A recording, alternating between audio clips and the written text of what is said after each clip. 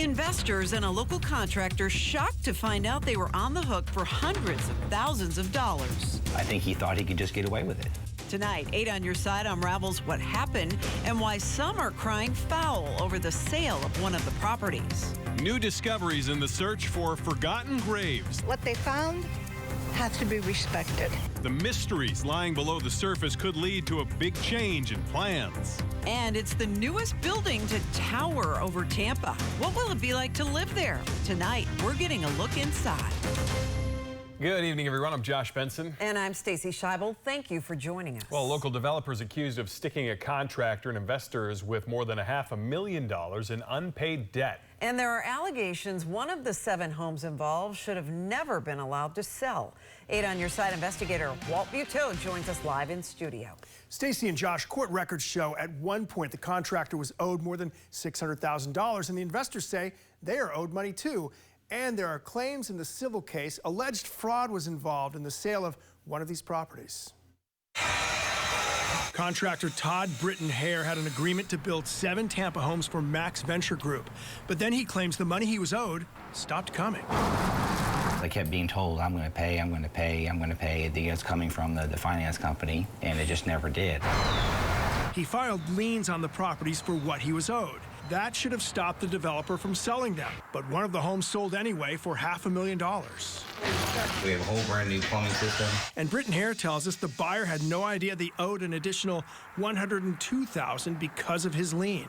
And they have a mortgage. And now their mortgage is in jeopardy because they bought a property that was supposed to be free and clear. And now it has a lien on the property. How does that property close if there's a lien on the property? It's not supposed to, because that's what the title company is supposed to do, is do a title search and ensure that for the new buyer that it's free and clear. The developer is Max Investment Properties, owned by Cliff Parchman, who has not yet responded to our requests for comment. His Sunbiz account says his office is here in downtown Tampa. We went there to try to get his side of this, but again, he has yet to respond. The fact that one of the homes sold even though there was a lien on it sent Britton Hare to Tampa police, where he's been interviewed by detectives alleging the developer knew there was a lien but sold the home anyway. So right now you can see we're putting on the hardy siding. Britton Hare and the developer's investors are suing Parchman and other entities involved in the projects, hoping the court will force the payment of what they claim they're owed. Well, I hope that, for one thing, I get paid the money that's owed to me. But I hope that the other investors and homeowners stuff, they get made whole, because it's not right. After a court settlement, Parchman paid Britton Hare about half of the more than $600,000 that the contractor claims he was owed, but now he's fighting for the other half. So, Walt, the question is, one of those properties that had the liens sold, right. What about the other properties? Did they still, or do they still have liens? So records show 4 of the 7 do still have liens, including the one that sold and one that's currently on the market in Tampa. The other 3 are still under construction. We'll keep an eye on this because obviously nobody should be buying the properties with a lien. It shouldn't happen again, if even though it happened. And this one's on the market, so we'll see what happens. That's right. All right. Yeah. Well, thanks so much for that. If you have something you want 8 on Your Side to investigate, call our helpline. It's 1-800-338-0808. 8 on Your Side has been reporting for years about forgotten graves at a West Tampa cemetery. A Jewish group is seeking to buy land nearby to develop a new cemetery, but a field study conducted just yesterday could alter those plans. The Marty Colon Cemetery is located along Columbus Drive near McDill Avenue in Tampa. Jeff Patterson joins us now. He is live at the cemetery. Good evening, Stacy. Well, this is part of the existing Marty Colon Cemetery, but these red flags right. Okay. Maida Bustamante has family members buried throughout the Marty Colon Cemetery. My grandmother, my father, my mother, my cousins. But now she's concerned about a ground-penetrating radar study conducted on Tuesday on the field next to where her loved ones are buried. But now they're saying that there's bodies buried there. That's all I know. The GPR study was paid for by a Jewish group seeking to buy this land to establish a new cemetery for members of their faith. The field crews putting out red flags on the borders of potential underground anomalies. I have my mother, my father, my grandparents, my uncle. Sonia Perez also has family buried here. She wasn't concerned when she heard about the plans to build a new cemetery. A cemetery would be appropriate regardless of the religion, because I'm sure there's Jewish people buried here, you know. But then she heard about the GPR study and saw the red flags across the field. What they found has to be respected. Eileen Henderson with the Cemetery Society says there is little doubt in her mind what the flags represent. She says she has records that show more than 1,000 unmarked and forgotten graves here. If you notice, there are patterns to these flags. Most of them are in a rectangle shape, and if you look from that angle or from this angle, they line up with the headstones. I spoke today to the rabbi with the group seeking to develop this property. He says they have not made a decision yet on what to do going forward. He says they will wait for the formal results from the GPR study before they make any decisions about what to do next. Stacy? So has anything ever been located on that empty field, Jeff? Not as far as we can find, Stacy. I did speak today to several family members who have been coming here since the 1960s. They can't ever remember anything being back here, but we do have documents that indicate there could be as many as 1,000 or more unmarked graves in this area. All right, Jeff Patterson live in Tampa. Thank you. A former preschool employee who's facing several child abuse charges could get out on bond. Clearwater police are telling us there were at least 5 different victims, each only a year old. And police say the incidents happened last month at the infant room at Kids City USA. That's located on McMullen Booth Road in Clearwater. Police say 56-year-old Noelle Savoy was caught on camera stepping on a 10-month-old child's hand. And when the child struggled to free it, Clearwater police say Savoy used her foot to knock him over and then pulled the child up off the ground by yanking his arm. Court documents detail several incidents similar to that one, like when police say Savoy pulled a 1-year-old infant up out of the crib by just holding onto an arm. A judge set Savoy's bond at $5,000 per count of child abuse, totaling $45,000. The owner of a Sarasota grooming business is now at the center of a police investigation involving animal abuse. Police arrested Diana Stevens on 10 animal cruelty and abuse charges last week. Former employees of Wolfgang Bakery and Grooming on Tamiami Trail told police they saw the store's owner beating, berating, and throwing cats and dogs while grooming them. Police say video evidence obtained from a 17-day period last year confirms some of those allegations. Customers we met today were stunned. The animals can't speak for themselves, and so anyone who would even think of yelling or being remotely physical with an animal, I mean, that's certainly not acceptable. Wolfgang's corporate office told us they have a zero-tolerance policy for abuse of any kind, and Stevens' franchise agreement has been terminated. Sarasota police are asking anyone who suspects that their pet may have been mistreated to contact them or call Crime Stoppers. Meteorologist Rebecca Berry joining us now for a check of the forecast. It's been pretty nice. It's beautiful, but I guess that humidity is going to start coming back. Yeah, not like our summertime humidity, but Good. We've just enjoyed such crisp levels of low humidity earlier this week. It's a little noticeable out there.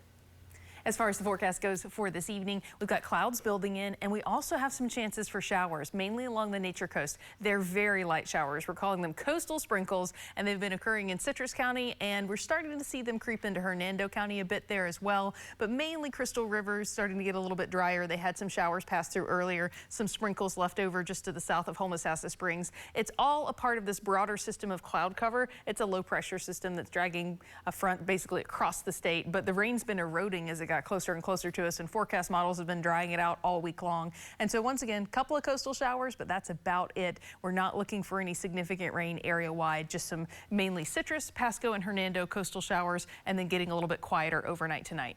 Temperatures are really comfortable. We're in the upper 70s and low 80s in most areas. Where we're getting those coastal sprinkles, we have dipped down into the upper 60s. The clouds are going to help us linger in the 70s until about 10 o'clock tonight. And after that, the cool down continues to be slow. Clouds act like a blanket overnight and keep you warmer and insulated. We'll make it down into the mid 60s in most areas. A little cooler along the Nature Coast tomorrow morning. This is where things are starting out, but we've got an impressive warm up despite cloudier skies. We'll take a look at that, the weekend forecast, and our next big chance for showers coming up next. Okay, thanks for that. A Polk County police chief is set to lose his job after allegations involving how he promoted a sergeant. The police union is calling on the city manager not to punish the one who got the promotion. News Channel 8's Polk County Bureau reporter Stacy DeSilva reports now from Lake Wales.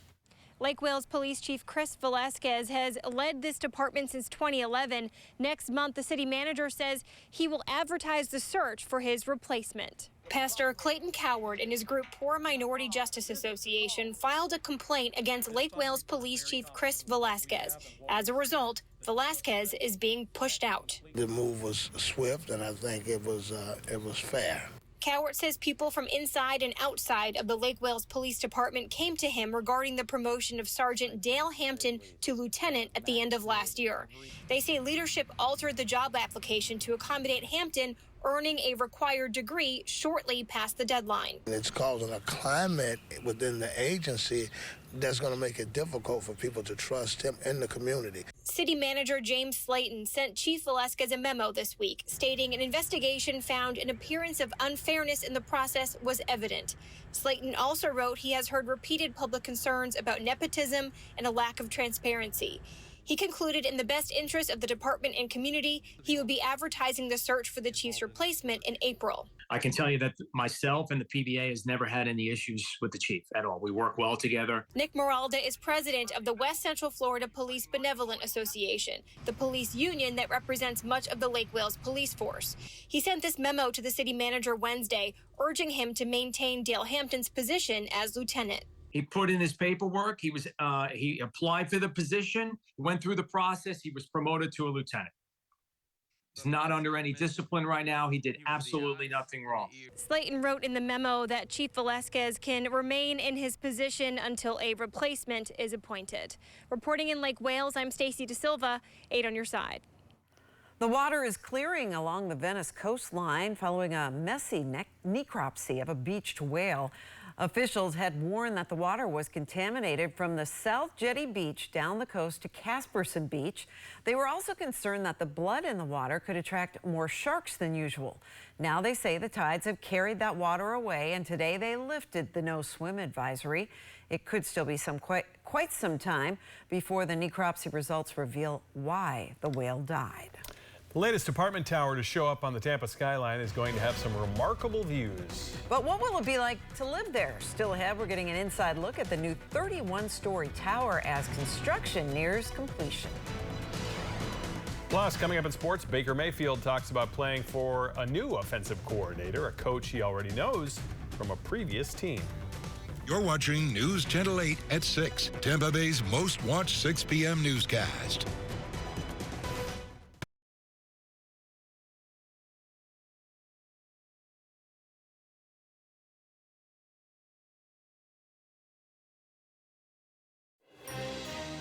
A couple of kayakers got to enjoy a sunset cruise courtesy of the Hillsborough County Sheriff's Office.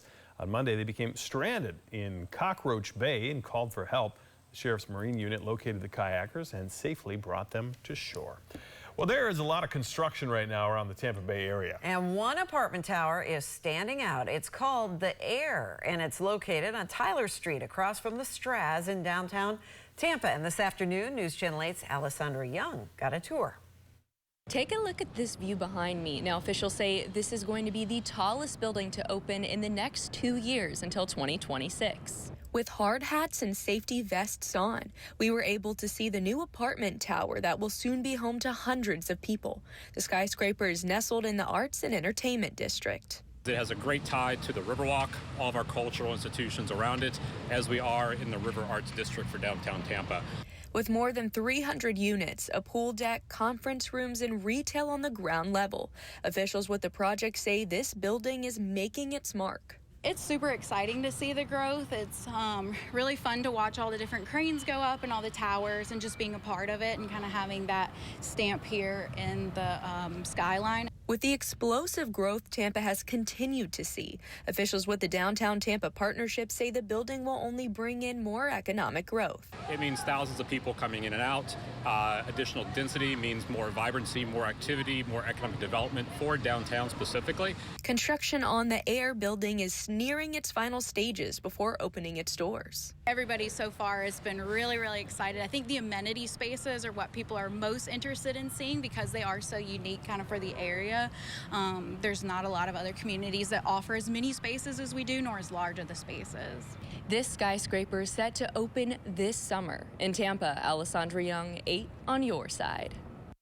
Max Defender 8, the most advanced weather radar in Florida. Spring is sprung in our nation's capital, but it's getting close. That's why the cherry blossom buds are looking like right now in Washington, D.C. The National Park Service predicts the peak of the blooms to be between March 23rd to March 26th. And hopefully we'll get some beautiful sights and video of that when that happens as well. It's cloudy over us right now, but not much rain. We have some showers along the nature coast, but most of us are looking at the scene, mild temperatures and filtered sunlight through the clouds. Here's where we are seeing the showers. Citrus County moving into Hernando, and Pasco County will probably eventually get some showers as well. It's very light rain. Most of us are staying dry for the overnight hours, and we should see the rain diminishing even further over the next couple of hours. Certainly seeing cloudier skies, though. They're sticking around. They act like a blanket and insulate you, and that'll keep us mild for the evening hours. We're still going to be in the 70s during the 9 o'clock hour. The sun sets at 7:38. It will probably not be very remarkable this evening because of all the cloud cover. You have a better chance for better sunsets south than you do north. The humidity continues to increase. That's about the only big change in the forecast over the next couple of days. It's nothing like our summertime levels of humidity, but it is a lot more humid than what we started the week off with. And so we're looking at cloud cover sticking around for parts of the day tomorrow. The sun will peak between the clouds, and our temperatures are going to surge into the mid to low 80s. And we'll do that again on Friday, but it's sunnier. So that makes Friday probably the warmest day this week. We'll have rain looming off to the north of us all weekend long, but it's not going to make it to us until Monday. And so it's warm and dry on Friday, and it's probably the warmest day of the week. And then as we make our way into Saturday and Sunday, we have a few clouds around, but no real chances for showers. It's staying dry. The fact that this front is so slow moving, it preserves our weekend forecast and keeps those chances for rain well to the north of us until Monday. So late Sunday into Monday, that's when the showers will start to work through our area along with the cold front itself. And so Monday's our best chance for rain this week. As the front continues to move past us, we'll see a surge of cooler, drier air. That's going to, of course, turn our temperatures a little on the chilly side. We're talking mid-50s Wednesday morning, and also it's going to lower our humidity. So more crisp days on the way, especially Tuesday and Wednesday. Because we're working our way into spring, the cold snaps are a little bit more short-lived. It's about a 48-hour cold snap this time.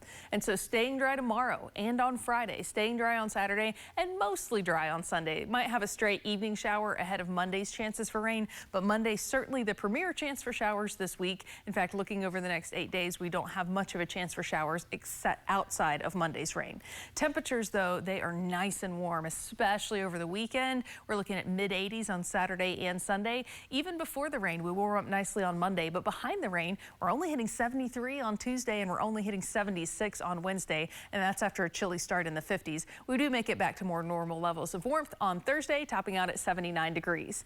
And so here's how your mugginess forecast looks with surging humidity through the weekend and then dropping off completely after that front pushes through, enjoying some of that lower humidity over the next couple of days, Tuesday, Wednesday, and even into Thursday. Here's how it looks on your 8-day forecast. We have a tiny chance for a stray coastal shower tomorrow. We're dry on Friday, Saturday, and mostly dry on Sunday. Monday's that next chance for showers associated with a cold front. And then look how it cools us down for Tuesday and Wednesday. Don't put away the jacket yet. You'll need it on Wednesday morning when we're waking up in the mid-50s. I'm hoping to sleep right through that.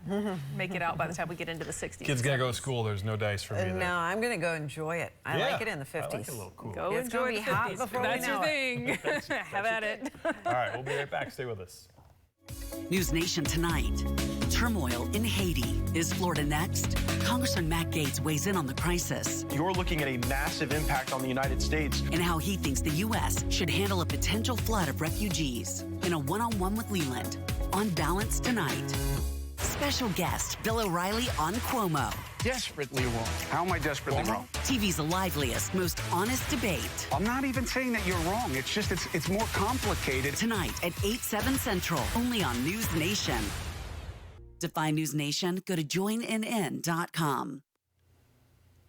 And that's all coming up on the fastest growing cable news networking in America, News Nation, available on the channels you see right there on your screen.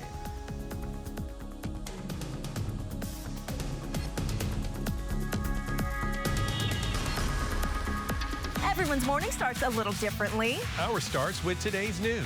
For Lee and Amanda, it's preparing you for the day's weather. And Deanne's getting you through your commute. No matter how you start your morning, Wake up with us weekdays starting at 4:30 a.m.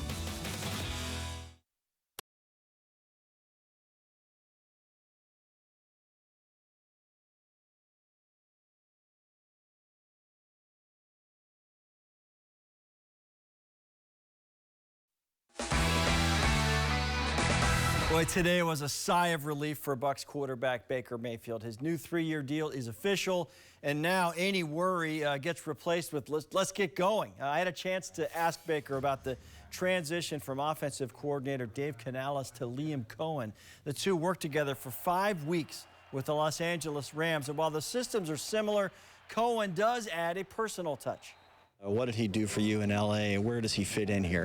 Yeah, Liam's obviously an intelligent football coach. He wouldn't be at this level without that, but he's a really fiery guy that's much like a lot of the, kind of the coaching world's headed in a way of being relatable to players. Not necessarily saying that you have to be young to be relatable to players, but he does a great job of understanding how guys tick, knowing how to push them, how to present certain things when he's, scheming plays and plays up for them. And he just does a really good job of that and communicating, and that's the biggest thing he does really well, is communicating with our team and with our players. And GM Jason Licht strikes again on the first official day of free agency. Jordan Whitehead, a name that Bucs fans know very well from the Super Bowl team, coming back on a reported 2-year deal. Whitehead spent the past 2 seasons with the New York Jets. All right, the baseballs were flying out of Charlotte Sports Park today. That was good news for the Rays, finally. Brandon Lau hit a home run in the first inning against the Twins. That got the Rays going. And then Jonathan Aranda, a 2-run shot in the 5th inning. And we haven't said this in a while. Rays win 4-3. Love hearing that. Gotta start somewhere. Let's do it. Hey, let's go back to Baker for a second, Dan. What was the vibe there? Because he just seems like happy, like he wants to be here. He is very, that you just said it right there. He wants to be here and he loves the team, but he loves the Bay Area. He and his wife, thrilled to be here. He even said today, had they not come back, they were going to make this their home anyways. So that's That happens with a lot of athletes. They love Tampa and they stick to it, no matter where they go. It's the weather. It is the weather. It definitely helps. Speaking of that. It's the meteorologist. Yeah, exactly. So great.